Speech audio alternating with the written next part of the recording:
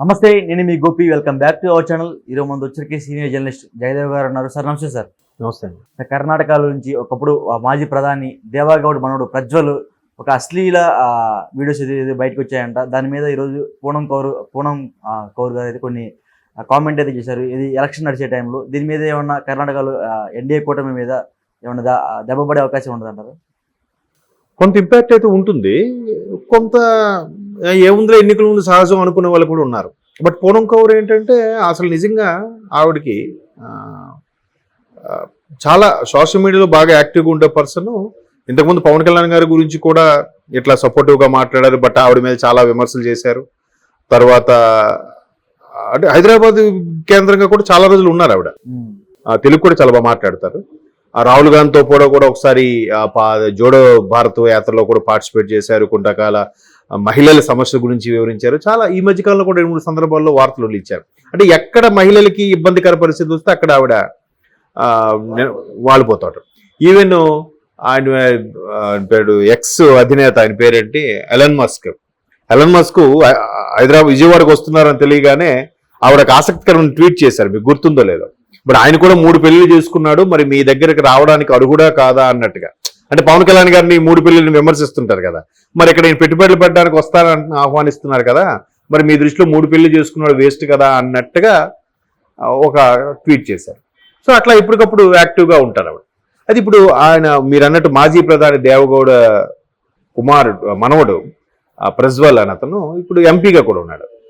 మళ్ళీ ఇప్పుడు వాళ్ళు బీజేపీతో పొత్తు పెట్టుకొని మీరు అన్నట్టు ఎన్డీఏ కూటమిలో భాగస్వామి అయ్యారు కాబట్టి జేడీఎస్ పార్టీ పేరు వాళ్ళు పొత్తు పెట్టులో భాగంగా ఇప్పుడు ఏంటంటే ఆ మీద ఒక 2 మహిళలు కంప్లైంట్ కూడా ఇచ్చారంట. మమ్మల్ని ఇలాగా వాడుకొని వదిలేశారు అన్నట్టుగా. మరోవైపు దేవగౌడ్ గారి 4-5 కుమారులు 3, అందులో పెద్ద ఆయన కుమారస్వామి ఆల్రెడీ ముఖ్యమంత్రిగా కూడా చేశారు గతంలో. ఇప్పుడు ఈయన 2వ 3వ ఒక కుమారుడు రేవణ్. రేవణ్ కుమారుడు ఇప్పుడు ప్రజ్వల్ ఎంపీగా ఉన్నారు. సో ఈ ప్రజ్వల్ ఏంటంటే ఇట్లా అశ్లీలకు సంబంధించిన ఎవరైతే మహిళలు కంప్లైంట్ ఇచ్చారో వాళ్ళ దగ్గర ఆధారాలతో సహా ఉన్నాయి. ఆయన అశ్లీలంగా వాళ్ళతో ఉన్నవి, వాళ్ళతో పంచుకున్నవి గట్రా. సో వాటిని బేస్ చేసేయడం ఈ వెంటనే ఈయన విదేశాలకు పారిపోయాడు. ఇప్పుడు సర్వసాధారణం కదా, పెద్ద పిల్లలు మన సినిమాలో కూడా చూస్తుంటాం.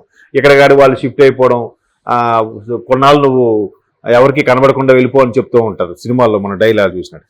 అలాగా వీళ్ళు ఒకసారి వెళ్ళిపోవడం. అయితే ఇప్పుడు ఆయన ఎక్కడున్నాడు, జర్మనీలో ఉన్నాడని కూడా ఈవిడ పూనం కౌర్ క్లియర్గా చెప్తున్నారు. ఆవిడ జర్మనీలో ఉన్నారు, బట్ అధికారము డబ్బు ఉంది కాబట్టి అన్ని విషయాలు కాపాడబడుతున్నారు, ఎవరు అరెస్ట్ చేయట్లేదు అన్నట్టుగా. ఖచ్చితంగా ఇలాంటి విషయాలే జనరల్గా ఎలా ఉంటుంది, ఎన్నికల నేపథ్యంలో ఇవన్నీ ఒకరికొకరు దుమ్మెత్తి పోసుకోవడం వల్ల బయటకు వస్తున్నాయా, లేదా వీళ్ళు ఇలాంటి ఎదవ పని చేయడం వల్ల అవన్నీ ఎన్నికల నేపథ్యంలో దుమ్మెత్తి పోస్తున్నారా? గుడ్డు ముందా పిల్ల ముందా అన్నట్టుగా. ఇప్పుడు మొన్న తెలంగాణలో కూడా ఏం జరిగింది, వచ్చిన మొదటి రోజు నుంచే కాంగ్రెస్ ఒక్కొక్కటిగా బయటికి తీసుకొస్తుంటే నిజంగా కాంగ్రెస్ బయటికి తీసుకొస్తుందా, లేదా బీఆర్ఎస్ అలా బిహేవ్ చేసిందా? ఏది కరెక్ట్? కాంగ్రెస్ దూకుడు పెంచుతున్నారు, ప్రతిదీ రాజకీయ దృక్కోణంలో అరెస్ట్ చేస్తున్నారు, ప్రతిదీ రాజకీయ దృక్కోణంలోనే కేసులు పెడుతున్నారు అంటున్నారు కదా. మరి నిజంగా అలా చేశారా, వాళ్ళు నిజంగా అలా కేసులు పెడుతున్నారా? ఏది కరెక్ట్? సో వీళ్ళు చేయబట్టి దొరకబట్టి వాళ్ళు కేసులు పెడుతున్నారు. వీళ్ళెవరు కూడా న్యాయమే గెలుస్తుంది అంటున్నారు తప్ప మేము చేయలేదని చెప్పట్లేదుగా.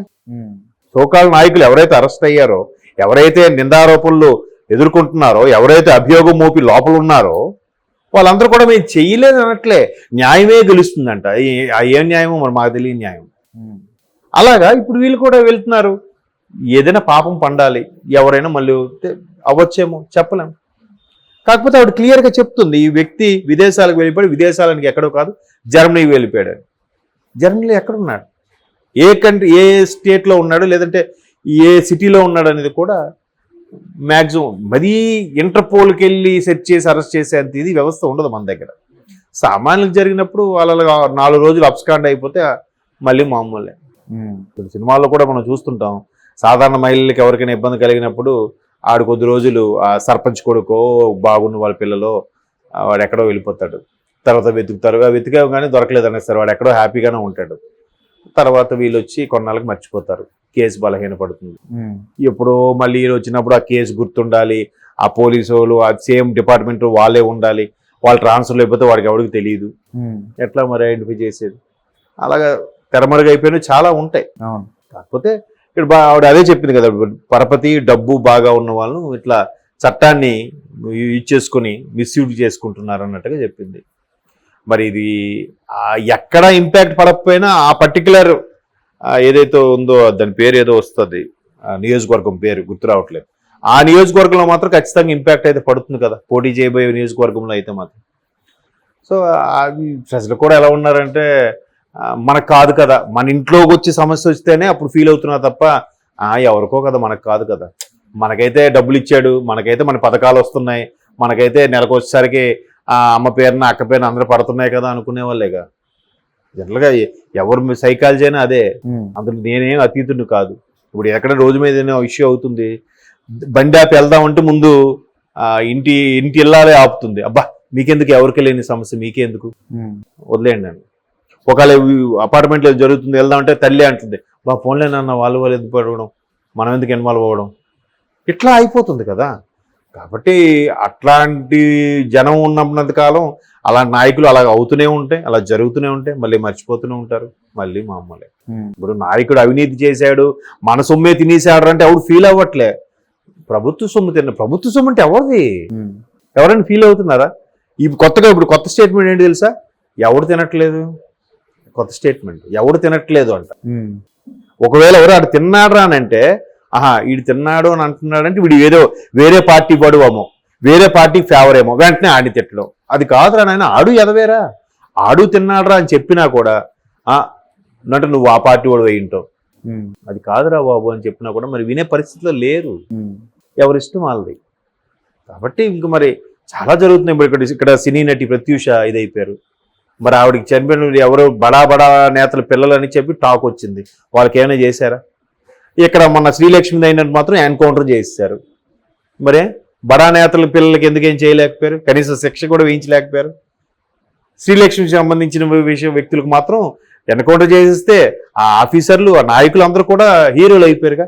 మరి ఇదే హీరోలు అక్కడ కూడా ప్రవర్తించవచ్చు కదా. ఆ డైరెక్టర్ రాసుకునే స్క్రిప్ట్ కూడా ఎక్కడో ఒక ఆర్టికల్ చదివిందో ఎక్కడో కల్లారు చూసిందే రాస్తున్నాడు. సో ఇప్పుడు ఆ ప్రజ్వల్ విషయంలో కూడా ఇంకొకసారి ఎక్కడో ఒక సినిమాలో ఎవడో ఒక డైరెక్టర్ వాడుకుంటాడు ఈ సినిమా సన్నివేశాన్ని. ఎక్కడో ఎందుకు ఆల్రెడీ వాడేశారు పటాస్ సినిమాలో, కళ్యాణ్ రామ్ గారు పటాస్ సినిమాలో ఒక అమ్మాయిని చేసిన విషయంలో వాడిని ఎంపీ చేద్దాం అనుకుంటాడు ఆయన. తర్వాత వాడికి ఆరోగ్యం బాగాలని చెప్పి విదేశాలు పంపించాలని కూడా ప్రయత్నిస్తాడు. బట్ సినిమాటిక్ కాబట్టి హీరోని అలా చూపించి మనకి అబ్బా ఆడిని కొడితేనే మన మన ప్రేక్షకులందరూ సపోర్ట్ కొడతారు కాబట్టి అలా చూపించి, యాక్చువల్గా అయితే ఆడంత పలుకుబడి ఉన్నాడు ఎప్పుడో తరలించేస్తాడు కదా.